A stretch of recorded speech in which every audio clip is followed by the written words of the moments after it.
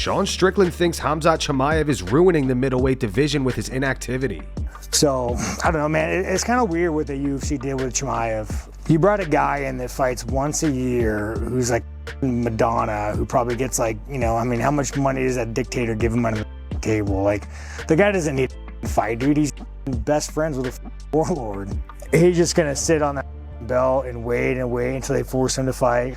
But yeah, no, the middleweight division, man, like from a pure money perspective, you would make more money not fighting for the belt than you would fighting for the belt. Say Chimaev goes and fights Nasruddin in 6 months. Well, let's say Chimaev sprains his pinky like he normally does. Now he takes another year off. So it's like you're off for 2 years. The belt isn't even like, it's not even in my brain anymore. I didn't even think about it. Like, I'll make significantly more money just fighting.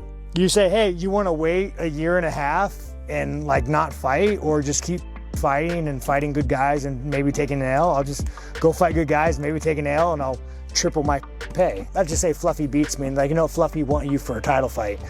Well, I mean, he's gonna fight Nasruddin in probably what, 6 months? Fights Nasruddin, say they have a hard fight, or even if they have an easy fight, he sprains his pinky toe, he's out for another 8 months. So like, Fluffy, you're not fighting for a year and a half if you want to wait for that. And I'm sure you would, but it's like, me personally, I don't give a give me my paycheck. I want to go fight. So every fight, dude, the guy's like, I broke my hand. Dude, I have an x-ray. Want to see it? Like, my shoulder is broken. It's like every time this guy fights, he has a mysterious injury. It's just, why wait? Josh Thompson posted a video saying that he saw reports that the UFC asked Tom Aspinall to vacate the title, and Tom said he would if the UFC released him from his contract. However, it appears Josh may have fell for some fake news. The reports are out that the UFC asked Tom Aspinall to vacate the title until he was ready to go. And he said he'd be willing to vacate the title as long as they released him. Now, that opens the door so he can go ahead and box. This is a really weird situation. The heavyweight division is just a total shit show right now. The MMA community quickly pointed out that the report is likely not legitimate. Ben Davis says, Josh, my man, that guy ain't a reliable source. This user writes, you fell for fake reports, Josh. A lot of accounts on Twitter do that on purpose. First off, the source I've seen on them asking Tom to vacate is Rubin Carter, and that dude invents story after story. He's been called out so many times for it. He actually posted 3 official fight announcements for Paddy Pimblett the same week. All fake. Rubin Carter is not a reliable source of news, Josh. And dude, you got baited hard. Stop pretending to be a journalist. We have an update on how Tom Aspinall is dealing with his eye injury. PT Carroll recently sat down with Aspinall and detailed his condition in a new article. According to the report, Tom's glasses prescription has changed significantly, and he's needed 3 new pairs in the past few months. The article reads nearly 4 months later, the champ still can't track moving targets. His eyes hurt if he sends too many text messages. He gets vertigo if he changes direction suddenly. He misses people's hands when he tries to shake them. He can no longer do the thing that's given him an identity since he was a child. Hell, he struggles to do the most basic drills. Sometimes he struggles to play with his kids. He has to ask people to drive him to most places he goes, and ask those same people to bring him home afterward. Tom said, right now, I've got a black spot in my eye and it's there constantly. The article continues, there are other factors that have nothing to do with the sport too. Things at home have been tough. As a husband and father of 3 children, one of whom is autistic, the sudden change of the past 4 months is far from ideal. His wife has more on her plate because of it. He can't run errands, he can't pick up the boys from school, and he can't drop them off in the morning. Evening activities, they have those too. What about being dropped off for play dates at friends' houses? You guessed it. They can't rely on him for that either. At times, the baddest man on the planet feels like the family's 4th child. Tom says he's not even thinking about fighting right now, and he's currently taking 32 eye drops a day since his surgery. PT Carroll also shut down the rumor that Josh Thompson fell for, that the UFC asked Tom to vacate his title. He said this is not true. No one has contacted Tom Aspinall or his team about vacating his title or being exiled from the roster. Seems like that would be important in terms of a mutual agreement.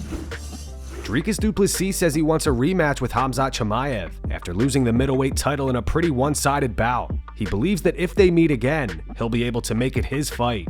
Fighting Khamzat again is, of course, what I'm after. Expecting any surprises? No. There's not going to be any surprises. I mean, that is the way he's going to fight, and if he tries anything different, it will be a terrible night. But we all know that. But he did what he had to win that belt. We can't hate on him for that. No, he did what he needed to do. It's the rules of the game, and he did it. So saying that, it's not fair, it is fair. He did what he had to do. Not how I would win my belt or would like to, but that's what he did. And now it's my responsibility to go and fix that, to stop him from doing that again and get him to fight my fight. Arman Tsarukyan posts footage of him and Jake Paul eating caviar in the snow.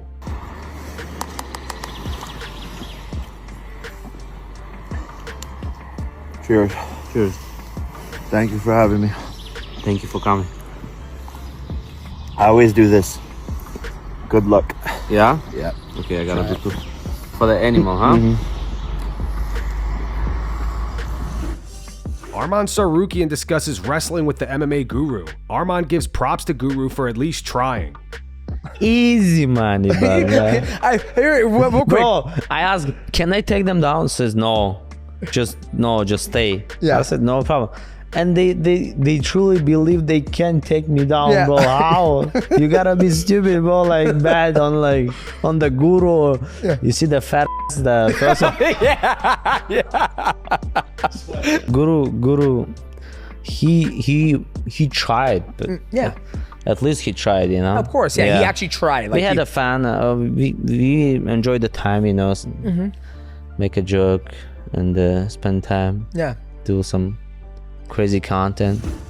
Max Holloway had high praise for Charles Oliveira ahead of their rematch at UFC 326. He responded to Oliveira saying he's evolved since their first fight, agreeing that he's no longer just a jiu-jitsu fighter, but a well-rounded mixed martial artist. Oliveira, he's just a killer, I think so, before everybody knows jiu-jitsu right now, but his striking came a long way. And if you see most of his finishes, a lot of the time, it's not Hail Mary submissions that he's finishing people. He's hurting them on the feet, blocking them, and then getting a submission. So at the end of the day, he's a real mixed martial artist. I saw an interview that he said, the first time we fought, he was jiu-jitsu Oliveira, now he's an MMA Oliveira. I respect that. I agree with that. Come March 7th, though, we get to see, we find out everything, Oliveira is Oliveira, man. He's dangerous everywhere. Like I said, striking, dangerous. His jiu-jitsu game, no question about it. I just need to be smart. I need to fight my game plan. I need to go in there, do what I got to do to get my hand raised, and that's what I plan on doing. I plan on going in there, getting in his face. We're on Paramount now. A lot of people are tuning into to these number cards. A lot of viewership is around, so I plan on making new fans come March 7th.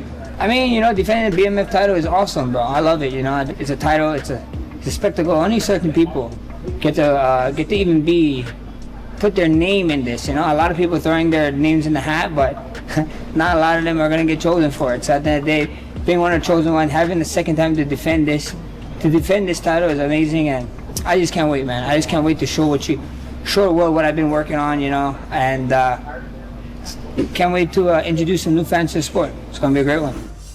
Alexander Volkanovski reflects on his first fight with Islam Makhachev. Volk explains how even though he lost, it was still one of the biggest moments of his career. Even though you didn't win that first fight in Perth, what did you gain from fighting Islam? It was very high level, and no one's really pushed him to that level since. Well, we know how good Islam is till this day. Look what he's doing. And everyone knew that back then. It's just he hasn't faced the guys yet to even get that type of resume. Even though his resume was still good, it wasn't the resume what he's got now, but everyone knew he was that good. And me moving up against a guy that's got that style, everyone thought there's no way. So for me to go out there and do what I did, and a lot of people thinking I won, and just having that type of fight, me still being pound for pound number one, was still crazy. For us, and we broke records here in Australia when you talk numbers and gates and pay-per-views here in Australia, everything like that. So it was a massive fight. It lived up to the hype, the storyline, everything around it was just incredible. And a very, very big part. Even though I lost, I still think it's probably the biggest moment of one of the biggest moments of my career, till Sydney this weekend. Yeah, that was the last time you fought here in Australia. That was the last time I fought in Australia, and that was me not defending. This time I'm defending a belt.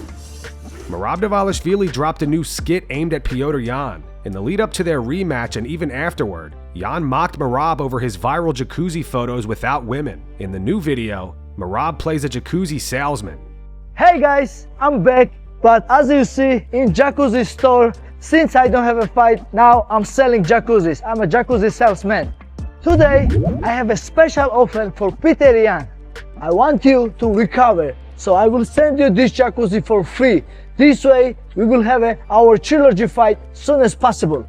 Peter, I know you like to be relaxed, but I like to be busy. So I want my belt back because this job starts. So take the jacuzzi, invite your boys, invite your ladies, and if you Peterian and live in Thailand, invite your lady boys, Peter. Let's go. Shara Bullet believes Ilia Topuria is an overrated fighter and questions his path to the title. In an interview with Meta MMA Plus, Shara said he's a good fighter on his own, but if you look at how he got to the belt, there were 4 or 5 fights against questionable opponents, and when he fought really serious fighters, they were already worn out. Charles Oliveira was worn out, I think. Max Holloway was a tough opponent, but he's not the same as before. He's taken a lot of damage in his career and kind of slowed down. Alexander Volkanovski was also not the same level as he used to be. Joaquin Buckley called out Ian Garry on the Overdogs podcast. I would have knocked Ian Garry out though. That still would be a good fight. But Ian Garry, he's still trying to, get that belt fight. And like I said, you got Ian Garry, now you got Morales. I think Protez said he's trying to fight JDM, so that's good money. That's good money, you know what I mean? So he's trying to get back active, and that's a good thing. That's a good thing. Ian Garry, we got to get you on the show to talk face to face with Buck. I got to talk to Ian, man. I got to, apologize for the whole, Buck versus Cook. You know what I'm saying? I ain't mean no harm. You know what I'm saying? I was just trying to promote something, but hey, he proved to me he ain't no duck. He ain't no punk.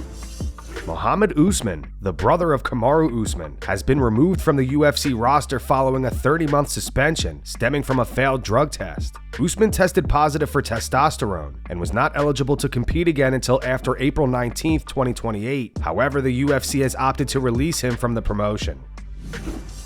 It appears Alex Pereira has hinted that he will be fighting at heavyweight next. Alex posted this to his Instagram last night. In the caption, he wrote 1, 2, 3 and go.